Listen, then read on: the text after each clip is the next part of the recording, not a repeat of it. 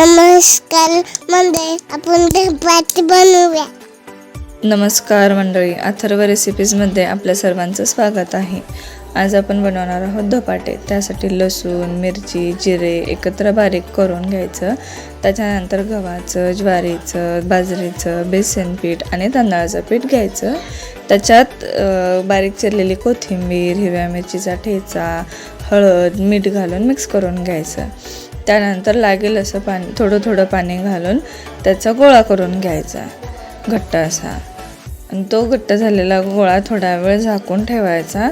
त्याच्यानंतर थोडंसं पीठ भिजल्यानंतर एक सुती कापड ओलं करून घ्यायचं. त्याच्यावर एक छोटासा गोळा घेऊन धपाटं चांगलं पातळ असं थापून घ्यायचं.